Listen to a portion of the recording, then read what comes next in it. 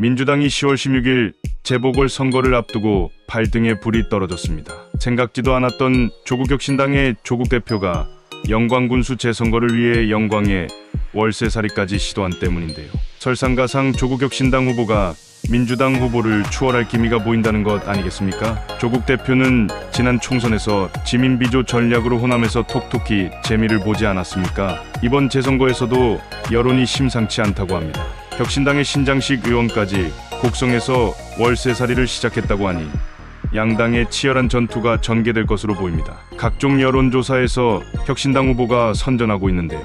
민주당 후보와 지지율 격차가 소수점까지 따라붙자 이재명 대표 등 민주당 지도부가 부랴부랴 영광으로 몰려간 것 아니겠습니까? 이재명 대표는 몹시 다급해진 모습입니다. 호남에서 제1당의 지위를 유지해온 민주당이 형제나 다름이 없었던 혁신당을 향해 견제의 수위를 높이고 있는데요. 혁신당을 향해 급기야 배신행이라는 말까지 뱉은 것으로 알려졌습니다.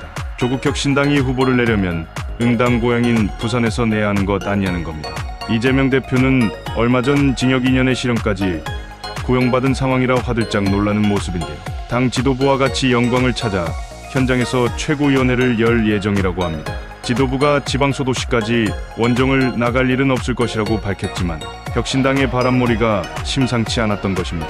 이재명의 민주당이 이렇게 논란되는 2년 뒤 지방선거에서 호남의 절대적인 지지를 얻어야 하기 때문입니다. 호남의 지지를 얻지 못하면 향후 있을 정권교체도 어려움이 따를 것으로 예상되지 않겠습니까? 이번에 전남 지역은 두 곳에서 군수 재선거가 있는데요. 한 군데라도 당선에 실패하면 지지 기반인 호남 민심의 이탈이 가속화할 수 있다는 점 아니겠습니까? 이재명 대표의 속이 타들 수밖에 없는 이유입니다. 그런데 이재명 대표가 영광에서 내놓은 정책을 살펴보니 주특기인 국민 세금 퍼주기 정책을 펴고 있습니다. 퍼주기는 조국혁신당이 먼저 시작한 것으로 보입니다. 조국혁신당의 장현 후보는 신재생 에너지를 활용해 영광 국민에게 내년 1,000만 원을 지급하겠다고 공약한 것입니다.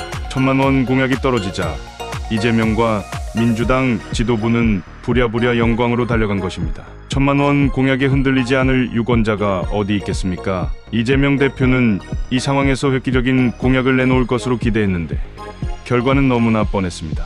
이재명은 영광 국민에게 연간 100만 원을 지역 화폐로 주겠다고 공약한 것 아닙니까? 이재명은 오직 공약이란 게 기본소득과 지역 화폐인 것입니다. 영광 국민들은 너도나도 주겠다는 후보들의 이런 공약을 어떻게 생각하고 있을까요? 그 돈이 결국 자신들의 호주머니에서 나간 돈이란 것을 알면 얼마나 허탈하겠습니까? 이재명과 조국은 어떻게 한결같이 돈 뿌리는 것만 배웠는지 모르겠습니다. 영광 국민들은 기분이 좋을까요? 국민들을 돈으로 삶아서 표를 구걸하는 행위를 보고 생각이 트인 사람들은 아주 기분이 나쁘지 않겠습니까? 고무신이나 받아먹고 표를 찍어줬던 1970년대 금권선거. 영광군과 곡성군 주민들은 이런 고무신 퍼주기식 선거의 소중한 한 표를 저당 잡히지 말기를 당부드립니다.